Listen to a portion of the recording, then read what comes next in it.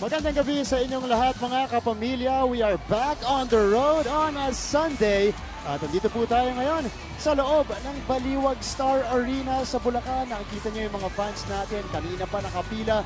We are experiencing now a jam-packed Baliwag Star Arena for our Sunday offering. Ito po ang pinaka-aabangang second game natin ngayong araw na ito. This is the Premier Volleyball League Open Conference and we've got an explosive one here. Ateneo-Motolite Lady Eagles versus the Creamline Cool Smashers going against each other for the first time here in the tournament. Maraming salamat po sa pagtutok niyo mga kapamilya. We are live on SNA HD Channel 166, Liga and Liga HD Channel 183, the #1 sports website in the country, sports.abs-cbn.com and youtube.com/abs-cbn sports. My name is Martin Javier, checking in for our second game today. At ang makakasama ko ngayon, because we're covering Ateneo players from the past and the present.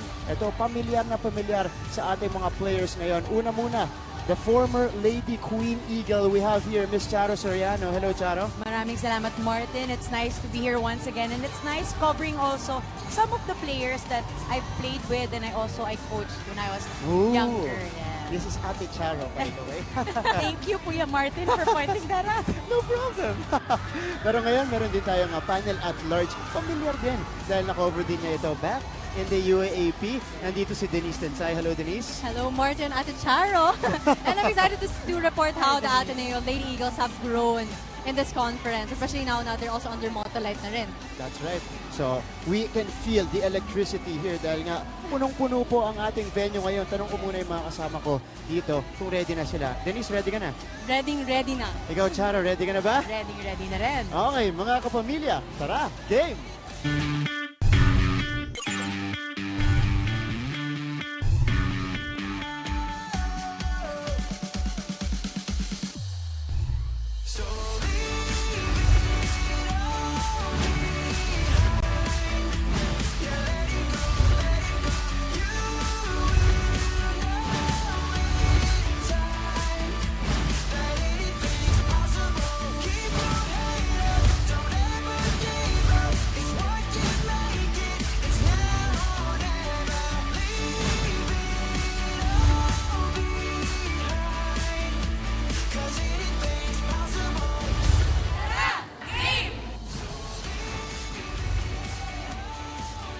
Magandang gabi mga kapamilya at day 14 na po ng ating PVL Open Conference. At ang dalawang koponan na maglalaban ngayong gabi ay parehong nanggagaling sa panalo.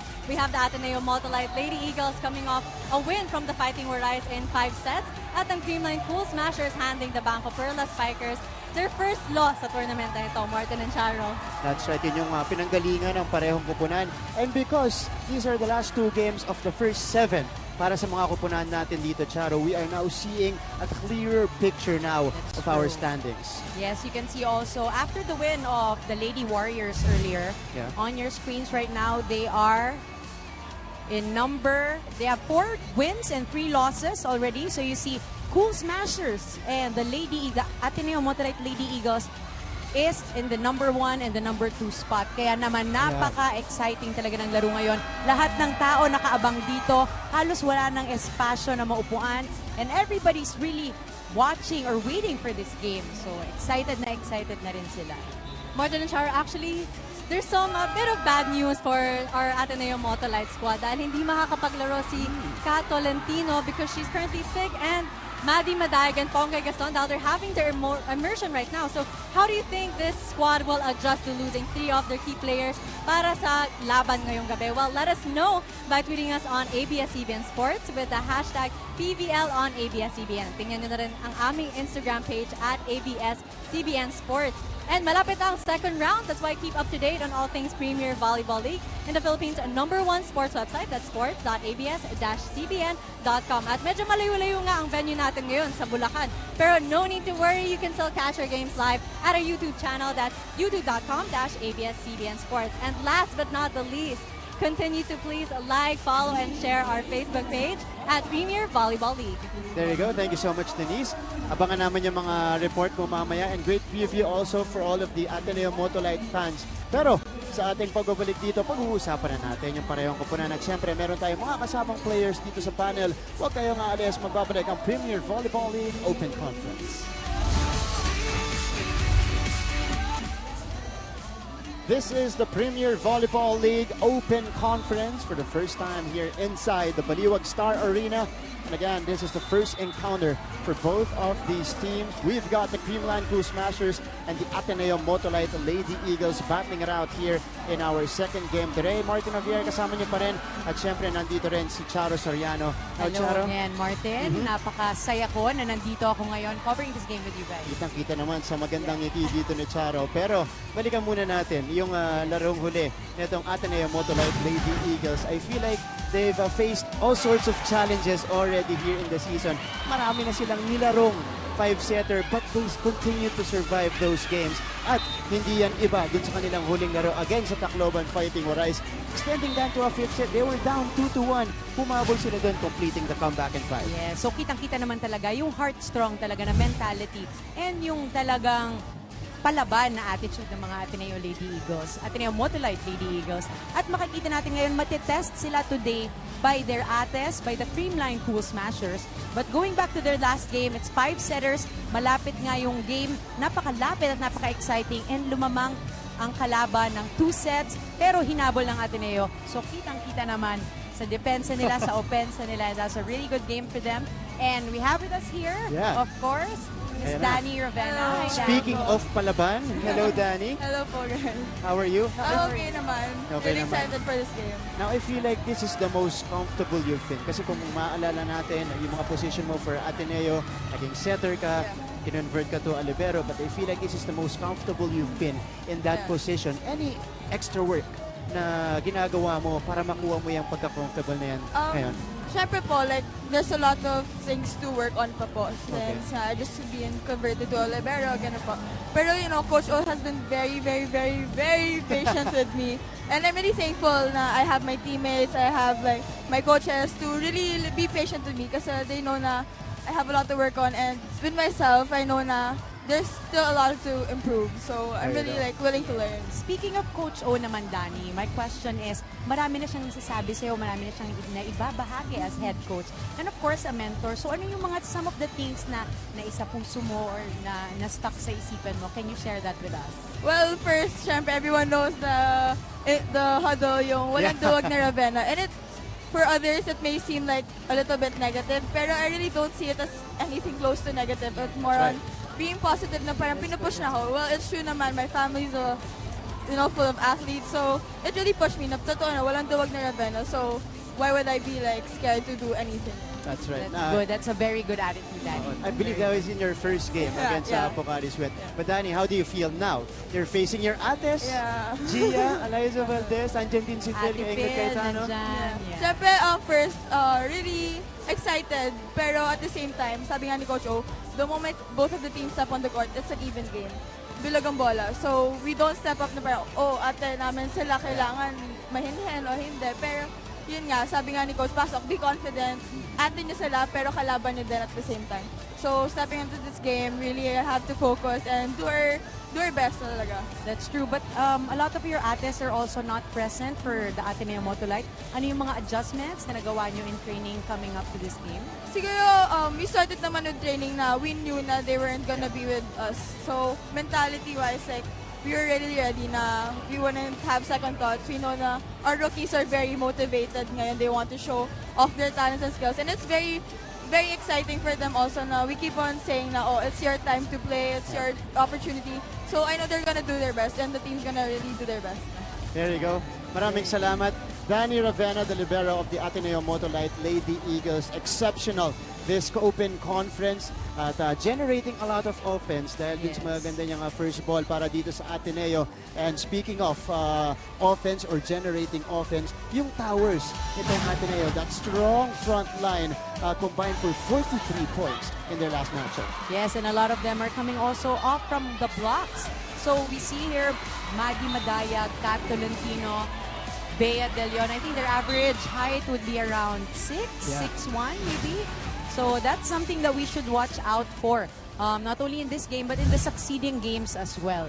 I think it's safe to say that they are the tallest team Yes, here they in are. the Open I Conference. think close to them would be Pocari Lady Pocari. Warriors. Yeah, They dahil have a lot may- of tall players as well. May Del Palomata din sila na 6'3 dyan sa gitna. Pero this is a front line na talagang aabangan natin ngayon. Of course, without Kat Tolentino and Maddie Madayag, it will be Bea De Leon. It's gonna be up to her to generate the offense Yes. here. And knowing Bea De Leon, she's really up to this challenge. And for sure, na-motivate na rin niya yung mga kasamahan niya, yung mga rookies. And I like what Danny Yeah. said earlier also na they're really motivated to show off what they can do, to show off their skills, and they feel like this time is an opportunity for them to shine. There you go. Abangan natin yung magiging performance nila. Pero ngayon, pag-usapan natin itong Creamline Cool Smashers. Last game, that was a highly anticipated matchup against the Banco Perla Spikers, previously undefeated.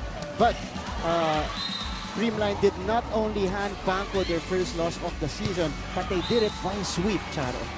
Yes, they did it in a very emphatic win talaga. 3 sets, 3-0. Wow. So, napakaganda ng pinakita ng Creamline Cool Smashers at halatang-halata naman na pinaghandaan nila ang Banco Perla Spikers.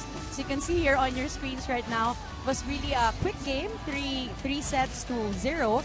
And they ended with 25-21 in the last set. And most of that points Sino came ba? from, of course, the lady beside us, the beautiful lady beside us. Andito ang kasama Yes. natin from the Creamline Cool Smashers, si Maring Gemma. Hello po. Hi, Hello. Gemma. Hello. Kamusta? Okay lang po.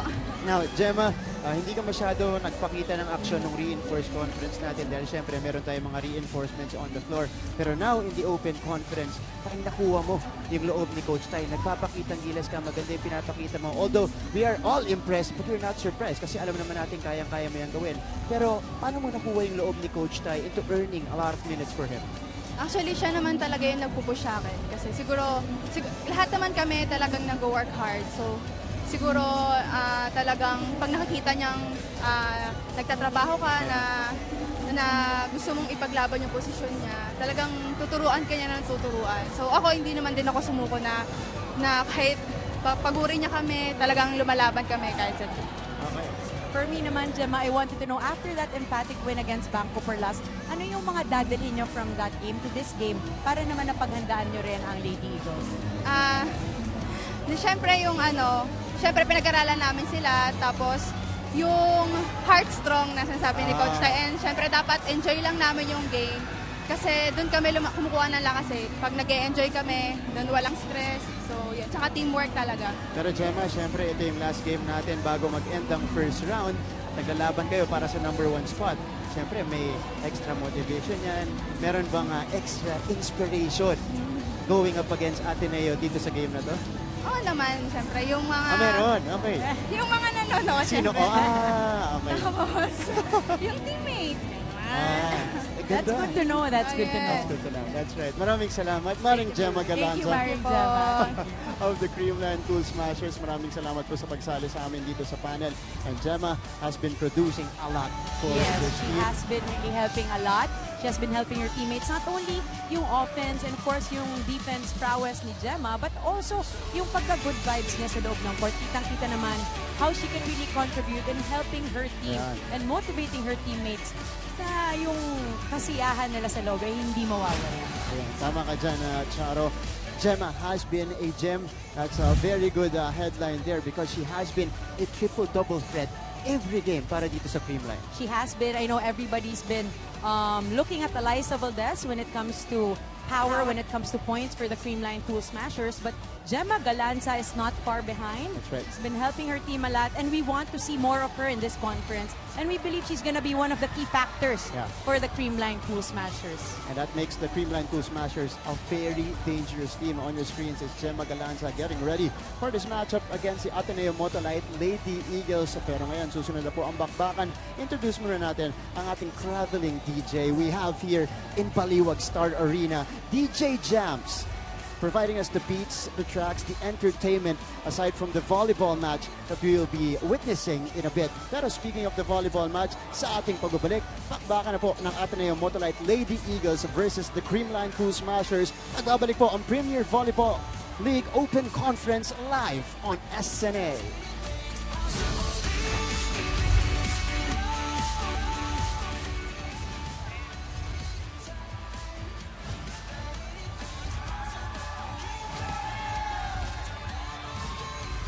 Presenting our officials for this match. First referee, Mr. Jeff Lopez, international referee. Second referee, Mr. Angelo Howe, national referee. Let's call on our starting lineup from our Ateneo-Motolite Lady Eagle. Let's begin with our team captain, number 14, Beatriz De Leon. At number 3, Maria Dina Isabella Wong. Number 4, Julianne Marie Samonte. Wearing jersey number 5, Vanessa Gandler. At number 11, Erica Beatriz Nagas. And at number 19, Samantha Ellis Fanger. Libero, number 8, Isabella Margarita Peralta. Head coach, Mr. Oliver Almagro. Calling on our Creamline Pool Smashers. Team captain is number 2, Eliza Valdez. At number 3, Pauline Loris Bravo. Wearing jersey number 12, Julia Melissa Morado. At number 14, Riza Mandapat. Number 15, Jessica Margaret Lanza. And number 25, Phil St. Merced Ayatano. Libero, number 22, Melissa Gohi. Head coach, Mr. Anosorn Tai Bundin. This is match number 28, preliminary round. Nagbabalik ang Premier Volleyball League Open Conference, our second game today. You see here the starting unit. Wala dito kay Coach Oliver Almagro. Wala nga si Maggie Matayag, Tato Lentino, and Bongo Gaston. Magsisimula dito. Also for the first time this conference, nandyan si Erica Raagas, the rookie from Cagayan de Oro. Ito namang sa Creamline Pool Smashers. You see there also a very different starting unit. Riza Mandapat, Phil Kaingat Cayetano, with Colleen Bravo still filling in for the absence of Michelle Gubabaw, who is currently competing for that Miss Globe crown. Maraming salamat po sa pagtutok nyo live on SNA HD Channel 166, Liga HD Channel 183, online, sports.abs-cbn.com and youtube.com/abs-cbn sports. Martin Navarre, Richard Soriano covering this game, and that is an emphatic way to start the match coming from Colleen Bravo. Yes, a lot of new faces here in the court today, Martin. And talagang ang aga ng pasabog ni Colleen Bravo, one of the people talaga na nagsi-step up para sa Creamline Pool Smashers. Pero itong dalawang kupunang to, Charo, these are two teams very familiar with each other, although they haven't faced each other yet. Familiar to Coach Tai, the former mentor of Ateneo-Motolite Lady Eagles. Coach Oliver naman spent time with Coach Tai Bundit in the Creamline Pool Smashers coaching staff before. That's true. And I believe in some of their training sessions together, talagang naglalaban sila. So they know each other's strengths, they know each other's weaknesses. Talagang nga magkakatalo lang ngayon. Siguro ay kung sino ang mas may heart strong. Ayun. Oo, kaya lang. Lahat ng players na to may heart strong. And we see that block. Another one here coming from Colleen Bravo. That's another point for her. And the Creamline Pool Smashers up here 3-0. Early set number 1. Yes, so we can see how vocal Bea De Leon, of course, and Dina Wong are in the court right now, trying to really motivate and talk to the rookies inside the court, especially with the loss of their number 1 scorer, Kat Tolentino, and of course their blocker, Maddie Madaya. You see here, Ball is in. miscommunication from the players. Miss time there, miss time jump for Bea De Leon.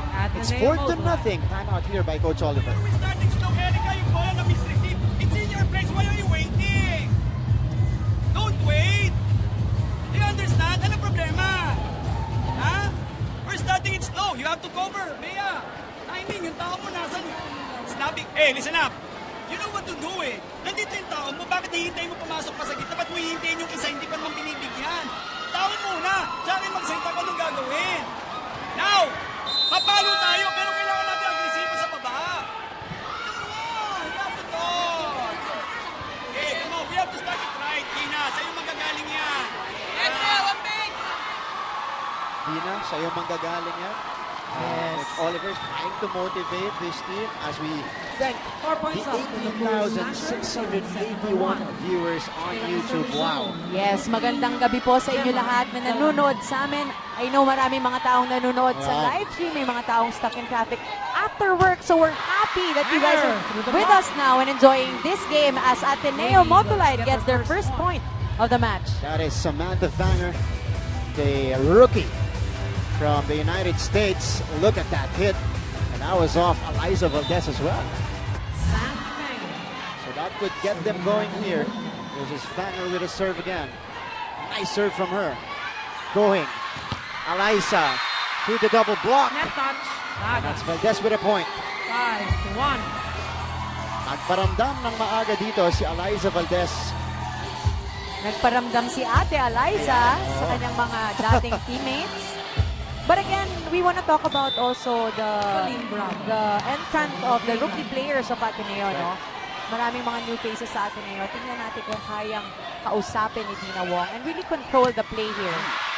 Ooh, that is an encouraging point para dito kay Bea De Leon off that quick. That's right, Charo. Tatlong rookies yung nasa starting unit ngayon ng Ateneo. You got Fanger, you got Erica Raagas, and the rookie from the De La Salle Zobel. Nandyan din si Vanessa Gander. Ito yung isa sa mga rookies dyan, Erica Raagas at the service line. Morado sets up Mandapat. And Mandapat will score Hits off the the line. block as we go to Denise Tinsay for her first report. Denise? Moto din Charo, nandito ngayon si Maring Gemma Galanza, shining even brighter than she did in her former UAAP days. Alam naman natin na minsan when you put a star player in an already star-studded team, there's only two outcomes. Either nawawalan na sila ng ningning, or they become lax, or they shine even brighter. Fortunately, that's the case for Gemma Galanza, proving that kahit she's no longer the Queen Falcon, na she's still a Falcon in some sense, na her wings are still intact and she's ready to soar high and fly with her new team, the Creamline Cool Smashers, this PVL Open Conference. Balik sa inyo. Maraming salamat, Denise. Maraming salamat, Denise. It's a very good insight. Talagang several queens now in the court for the Creamline Cool Smashers. Pero ang maganda naman, kahit nagsama-sama ang mga queens, they're really up for greater heights. So you can really see good energy coming from the Queen Eagle, Eliza Valdez, and of course the Queen Falcon, Gemma Galanza. There we go. And that was Riza Mandapat putting it down. Look at this point here by Riza Mandapat. First point off the game para sa kanya. That's right. Yun yung, andyan din yung Phil Kaingo Cayetano, Of course, Gemma Galanza. Well, These are the top one. players from their respective teams in college that are now, they're willing to adjust to get the wins for the team. It's all for the team. para That's sa true. kanila. Parang nagkaroon sila ng very complementary feel for Creamline. I can really see yung teamwork nila sa loob. A lot of them working here. 7-4 now. Morado. Back set to Valdez. She is denied. Galanza will try the push. Andun si Gander. Here is Samonte. Wala na naman yan sa gitna para sa Ateneo-Motolite. Yes, Jules Samonte also playing different roles for Ateneo. Before she was a wing spiker and now she's playing as a middle blocker, so you can really see her versatility. And that's something that's unique and it's so nice to see coming off a player. And Jules Samonte seeing a lot of playing time, at least in the past two games para sa Technical Ateneo, timeout. officially coming 8, back from Creamline. that beach 5, volleyball stint. Ateneo-Motolite. Samantala, 8-5 here going into the technical timeout for Creamline.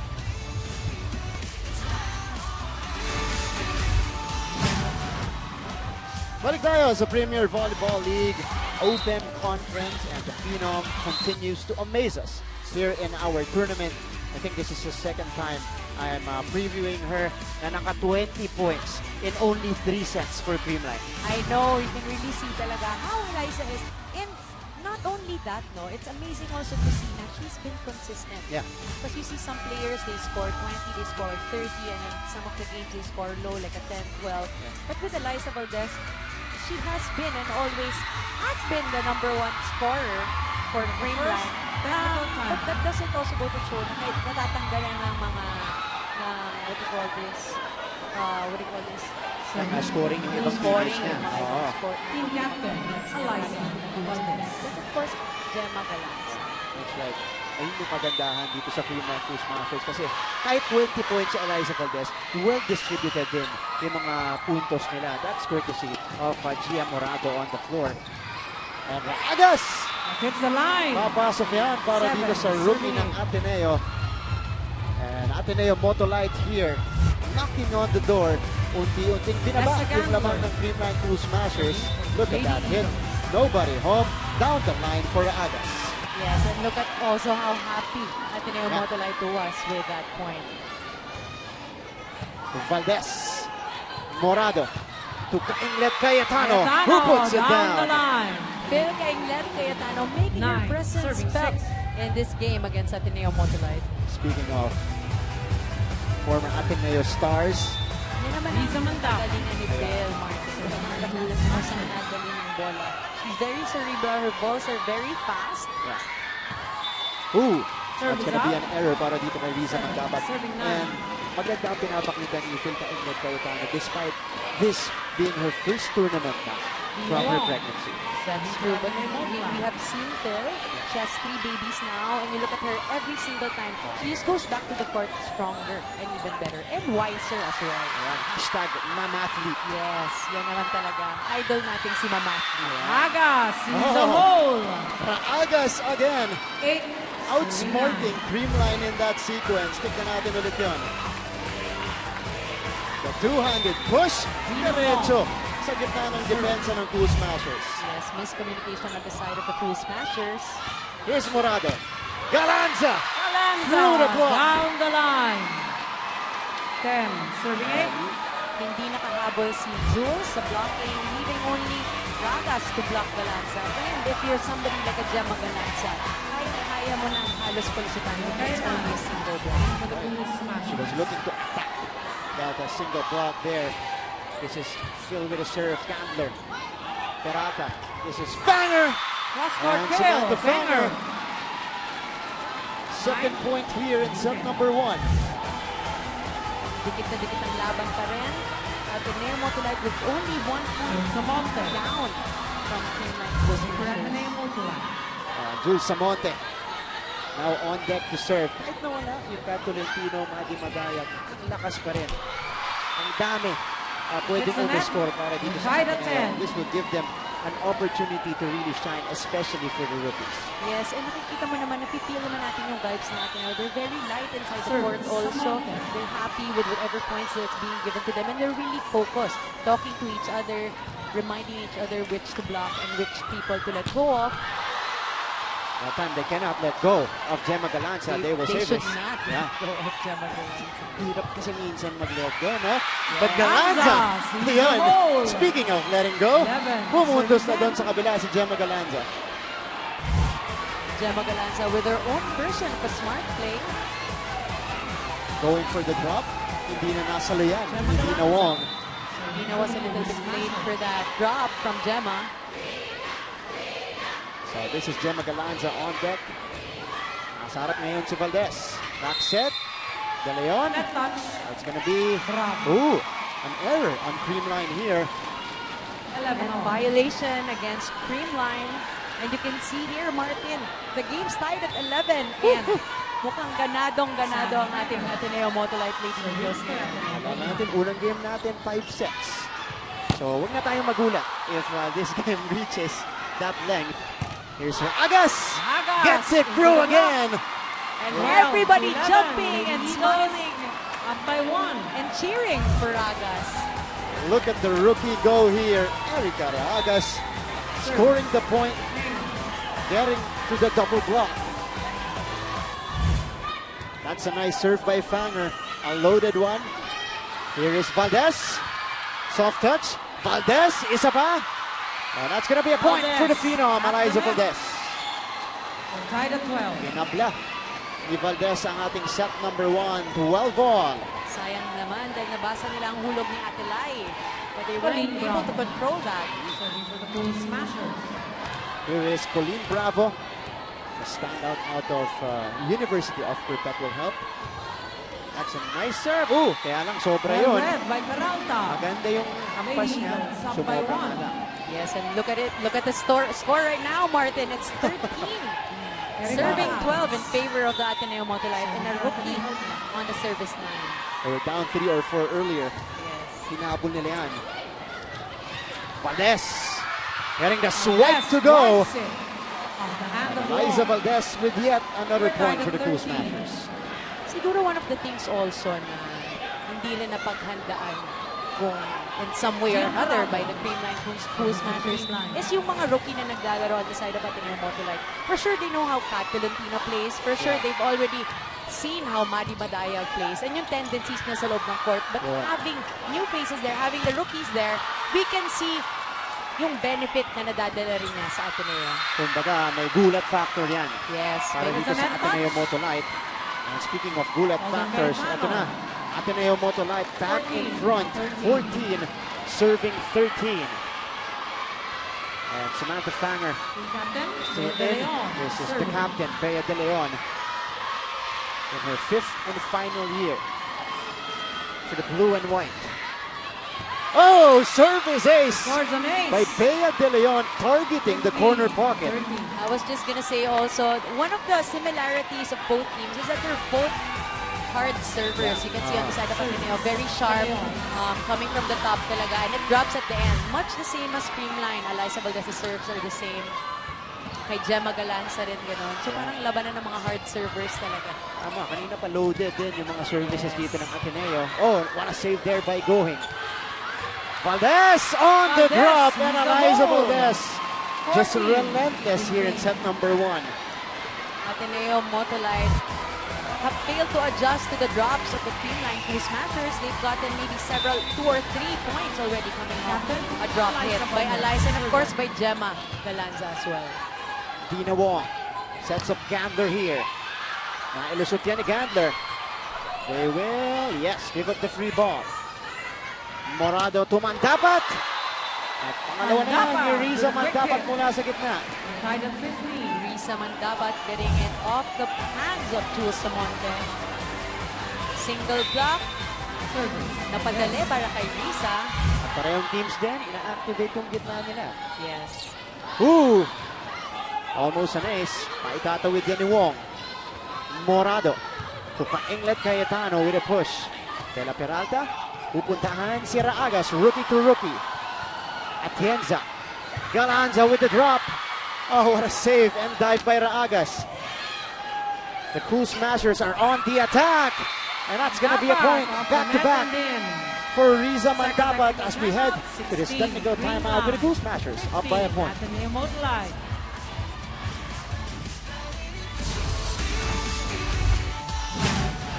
At isa sa mga factor, Charo, kung bakit nagsusurvive itong Ateneo in close games, why they are able to complete a lot of comebacks here in the tournament dahil yan sa depensa.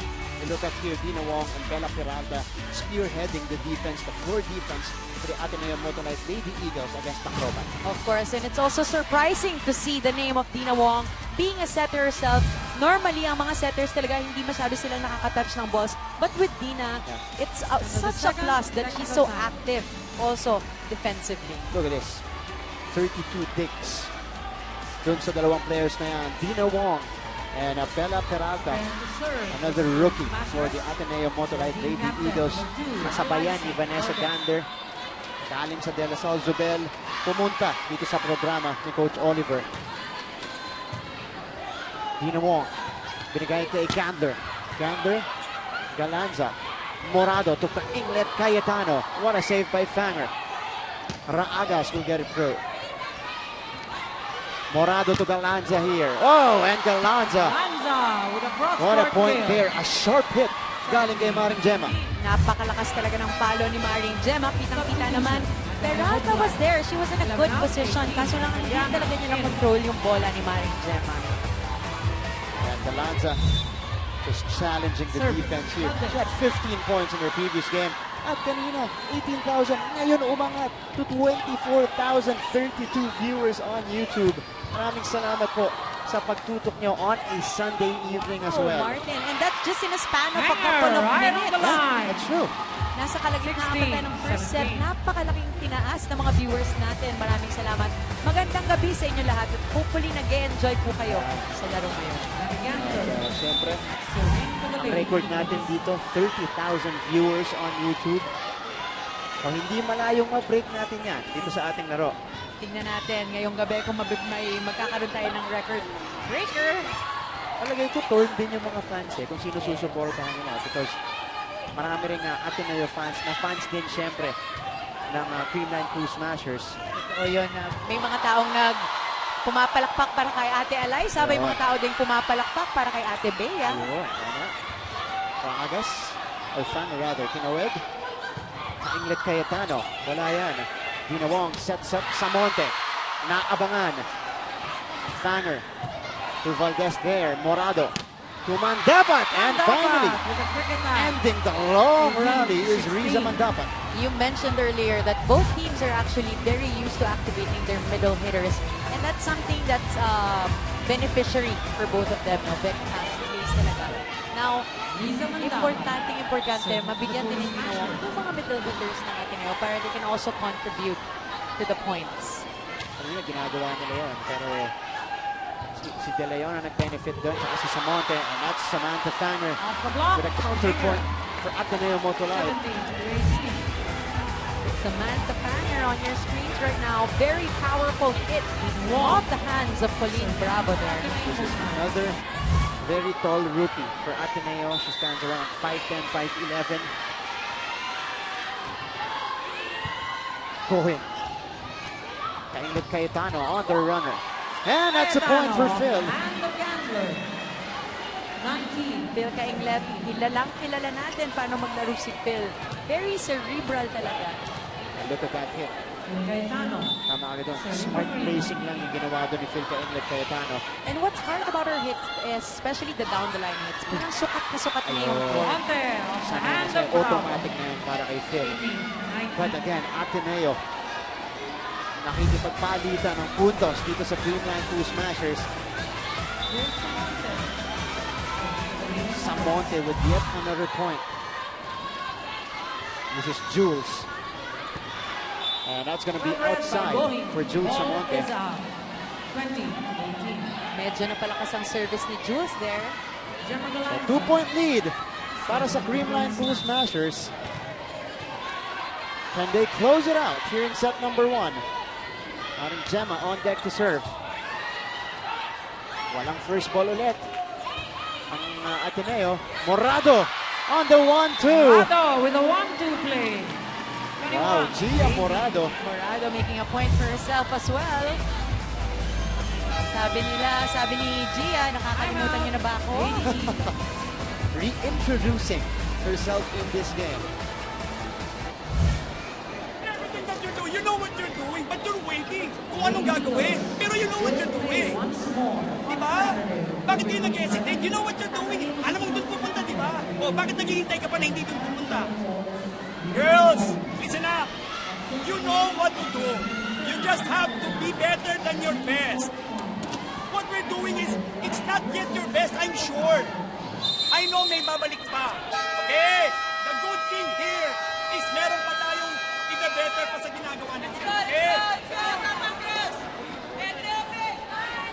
You have to be better Than your best. than your best. That's how you push your players. That's the mentality of a champion right there.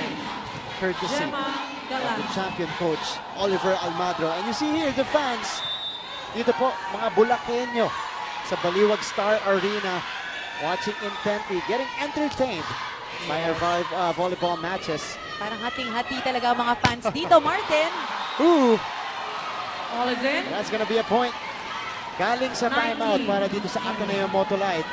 Samantha Fanger scoring on the hit. Sam Fanger. Kim Gacaliana also Pumasok na. para tulungan ang kanyang teammates. Usually starter yan si Kim eh. And Bravo will send it long for Creamline. So a couple of points put up here by Ateneo. Too much sauce there. O napagilid yung swipe doon ni Colleen Bravo. Yes, very interesting also the rotation of Creamline against Ateneo-Motolite. Eliza Valdez in front, but Gia also in front. So two spikers for Creamline. And three hitters naman for Ateneo-Motolite. That's a costly error from the rookie. Ibigay nila ang bola dito sa Creamline. 22, serving 20. And Alex Cabanos papasok na dito to serve for the Cool Smashers. Cabanos. Standout out of University of Santo Tomas. Itong si Alex Cabanos. Oh! Diretso sa net. Another Service net. costly error also for Creamline naman ngayon. So it's really a battle of errors for both sides. Nagbaling sila doon. For the serve. 21 serving 22. Kim Hekeliana. Ito, magaling mag-serve. Yes. And very clutch player also si Kim. Valdez! Valdez Wow! with the cross-court Look kill. at that hammer coming from the phenom, 21. Eliza Valdez. Gandang setup. Nakaupo pa mula dito kay Morado. And Eliza finishing the connection there. Medyo mababa na nga yung set ni Gia, pero nahabol pa talaga ni Eliza. 23-21. Dina Wong. Pinuntahan si Samonte. Galing sa likod. Morado to Valdez. Naabangan na by the double block. Atienza to Painglet Cayetano. No good on the cross court. Here is Gandler. Andun si Atienza. Great floor defense from both teams. Valdez. Nandun si Hekeliana. Gandler will send it through. Atienza sets up the running Valdez at sobre yan para kay Eliza. Move for Valdez. Eliza. 22 to 23. Valdez trying her best with that set. Medyo mababa yung set at malapit talaga sa net. But that was a very good rally, Martin. We're seeing quality volleyball. Yes, I remember seeing Kim smiling when she got the drop ball of her Ate Lai. Parang kilala na talaga niya si Eliza. Oh, no, pagkakuha niya nun, nakangiti talaga siya. Nakangiting-ngiti. Parang ngiting panalo. Ooh, nice save by Fanger. But this is gonna be a point for the Creamline 2 Ball Smashers. is in. And that puts them Creamline set now point. at set point. 24, serving 22. Ateneo-Motolite needs to regroup at this point already. Let's see if they side out. So Eliza Valdez For the with the set, finishing Eliza touches Valdez. here in set number 1. Hekeliana, sobre yan. This is gonna be saved. Samonte with a push. Atienza, tumaring Gemma. Denied by the blockers, pero buhay pa ang bola. What a save by Mandapat. Gandler puts it Through the down. block. Wow, the defense of Creamline also scrambling for the offense from the offense of Ateneo-Motolite. This is our Banco save of the day. Valdez ang nagsimula. Inawit ni Mandapat. That led to a point here from Vanny Gandler. 23. Serving 24. Fanny now on deck to serve. Oh, nice serve by Gandler. Eto si Gemma. Sending it through. Oh, natawid pa yon. Gemma ulit.